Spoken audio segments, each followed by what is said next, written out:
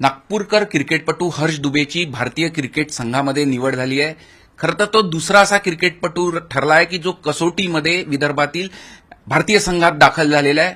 अतिशय कष्ट घेतलेले आहे. अंडर 13 पासून सातत्याने तो देशांतर्गत क्रिकेटमध्ये आपल्या फिरकीची आणि आपल्या क्रिकेटचे मधील कामगिरीची आपली छाप सोडताना दिसून येतोय आणि त्याच्या या यशामध्ये त्याच्या आई वडिलांचाही मोठा असा त्याग आहे.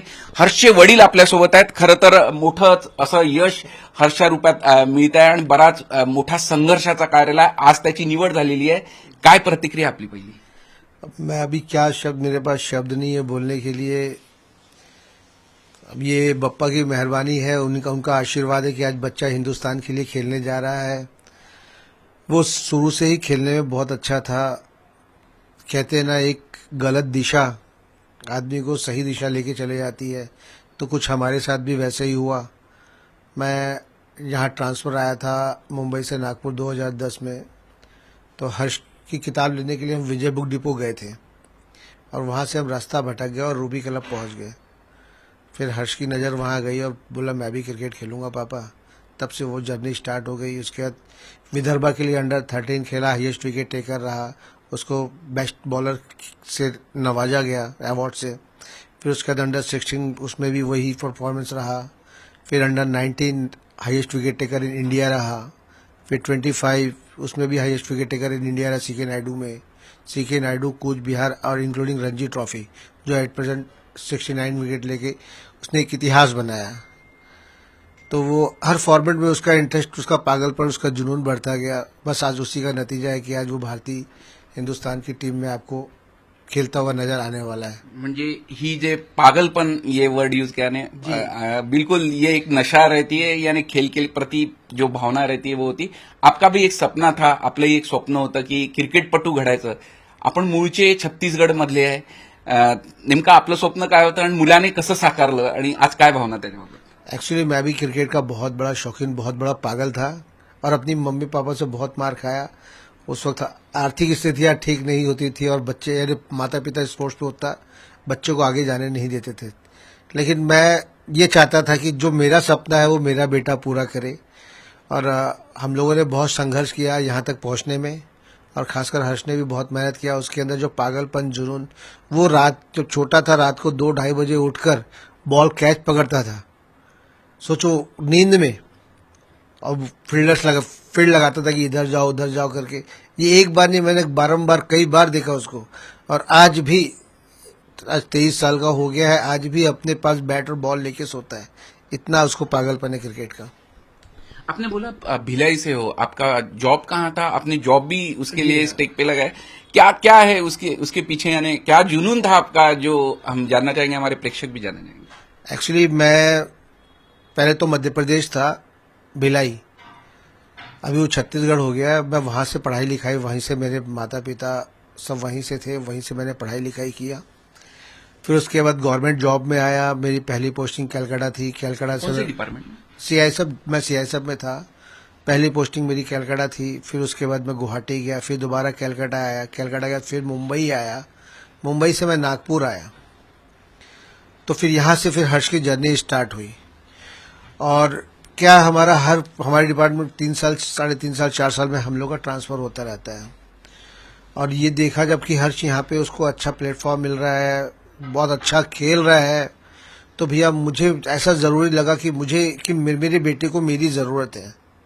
तो इसलिए मैं उसके करियर को देखते हुए अपनी नौकरी को मैंने स्किप किया, वॉलंटियर रिटायरमेंट लिया. मेरी वाइफ जो सेंट जेवियर में पढ़ाती थी, वहाँ से उन्होंने स्किप किया, क्योंकि हम दोनों का ही कंट्रीब्यूशन था, लाना लेके जाना. यानी जितना मैंने किया उतना मेरी वाइफ ने भी किया. मेरी वाइफ का बहुत बड़ा सपोर्ट है. कई बार ऐसा हुआ कि आंधी तूफान आ रहा है, बरसात आ रही है, फिर स्कूटी में उसको लेके जाना, लेके आना, ये भी अपने आप में बहुत बड़ा, क्या बोल सकता हूँ, वेदर के साथ समझौता करने के बराबर है. क्योंकि हर पेरेंट्स के, आज मैं इतना भावुक, इतना खुश हो रहा हूँ, क्योंकि आज इतनी बड़ी खुशी मुझे बीसीसीआई ने दी है हिंदुस्तान के लिए खेलना. और जबकि वो उसका वही एक गोल था, वही एक सपना था कि मुझे नीली जर्सी पहननी, मुझे इंडिया खेलना है. खरं तो उमेशच्या नंतर दुसरा असा क्रिकेटपटू हर्ष ठरला की जो कसोटी भारतीय संघात सुद्धा दिसणार, कारण की एक वेगळ्या अशा भावना आहे. प्रचंड असं पोटेन्शियल विदर्भात आहे आणि त्याला व्यवस्थित असा आता प्लेटफॉर्म मिळताना दिसतोय. यानी एक अच्छा मंच मिल रहा है बच्चों को. विदर्भ से अच्छा टैलेंट आ रहा है. रणजी में भी डोमिनेशन जो है विदर्भ का दिख रहा है और हर्ष का भी कामगिरी उसमें ऊपर निखर के सामने आ रही है. जी, मैं सबसे पहले तो विदर्भ क्रिकेट एसोसिएशन के सारे अधिकारियों को, प्रशांत वैद सर, देशपांडे सर, मनोहर सर, सबको मैं थैंक्स बोलना चाहूंगा, क्योंकि आज उन्होंने ये प्लेटफॉर्म बनाया है. उनकी बदौलत आज बच्चे अपने अच्छे खेलते प्लेटफॉर्म, अच्छे बच्चे आपको अलग से दिख के नजर आ रहे हैं. आने वाले 4-5 साल में इतना क्रिकेट हमारा डेवलप हुआ है कि आप देखिए आज हर्ष के अलावा और भी बच्चे नॉक कर रहे हैं, दरवाजा खटखटा रहे हैं. हाँ, हर्ष की स्ट्रेन क्या है? यानी बॉलिंग करते हुए हमने डोमेस्टिक में देखा था और खासियत यानी आईपीएल में भी अभी कुछ मैचेस खेलते हुए देखा. वैसे देखा जाए तो पूरा बैट्समैन डोमिनेटिंग आईपीएल T20 है, लेकिन एक स्पिनर आके अच्छी बॉलिंग करना ये भी एक दिख रहा है अलग से. किसके टिप्स से क्या कहना चाहोगे? सर, देखा जाए तो हर्ष अपने आप को बैट्समैन खिलाना ज्यादा पसंद करता है. मुझे पता है कि उसने इतने बैट तोड़े होंगे कि मैं उसकी गिनती नहीं कर सकता. उसको बैटिंग से बहुत प्यार है. मैंने कभी उसको स्पॉट बॉलिंग करते हुए नहीं देखा आज तक. He is God gifted. और आईपीएल देख ही रहे, आईपीएल में बॉलरों की तो कोई है ही नहीं. फिर भी उसको जितना मौका मिल रहा है वो अच्छे से अच्छा करने की कोशिश करता है. सर, सबसे बड़ी चीज क्या अपेक्षा है? अभी तो इंडियन टीम में है, कुछ अलग से भारत की सेवा करने की.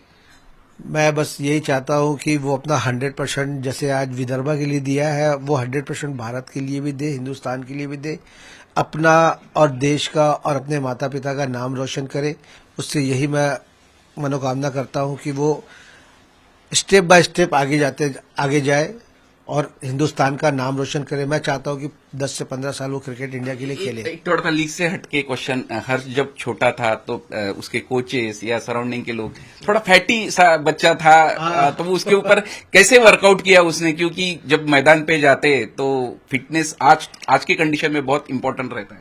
एक्चुअली आपको सभी को पता है कि बेटे के लिए माँ का प्यार क्या होता है. बेटा थोड़ा सा भी यदि खाए तो ऐसा लगता है, माँ को लगता है कि खाना उसने बहुत कम खाया है. तो माँ अपना यानी खाने के साथ साथ अपना प्यार भी उड़ेल के देती है. घी के साथ खाना, यानी कहते वो इस प्रकार का जिससे वो बच्चा एकदम चब्बी दिखाई देता हो, ताकि अरे बच्चे को कमजोरी ना आए करके. तो मुझे कई कोचों ने बोला कि भाई ऐसा मोटा हो रहा है, वो थोड़ा सा फैटी हो रहा है, उसके ऊपर ध्यान दो, उसका घी कम करो, उसको मलाई कम खिलाओ. तो बस यही सब चीजें फिर हर्ष ने अपने आप को उस चीज को डेवलप किया. फिर कोच ने उस पर ध्यान दिया, अपना फिर फिटनेस पे काम किया. फिटनेस पे आज आपके सामने रिझल्ट आहे. तर हर्षचे वडील आमच्यासोबत आहे. खरं तर मूळचे हे सगळे छत्तीसगडचे, पण हर्षचं क्रिकेट करिअर घडावं म्हणून नागपुरात स्थायिक झाले.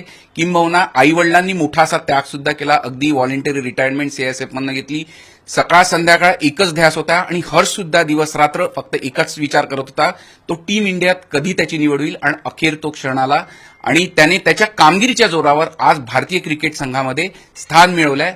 किंबहुना नागपुरातील आणि विदर्भातील दुसरा असा क्रिकेटपटू ठरलाय की जो भारतीय क्रिकेट संघामध्ये, कसोटी संघामध्ये स्थान मिळवू शकलेला आहे. एकूणच या संपूर्ण कामगिरीवरून एक गोष्ट नक्की लक्षात येते, जेवढं क्रिकेटपटूचं किंवा खेळाडूची मेहनत महत्वाची असते मैदानावर, तेवढाच त्याच्या घरच्यांचा पाठिंबा आणि त्याग सुद्धा महत्वाचा असतो. आणि हर्ष दुबेच्या या कामगिरीनंतर आणि त्याच्या निवडीनंतर पुन्हा एकदा तो अधोरेखित होतोय. झी मीडियासाठी व्हिडिओ जर्नलिस्ट रत्नश्री सातपुतेसह अमर काणे, नागपूर.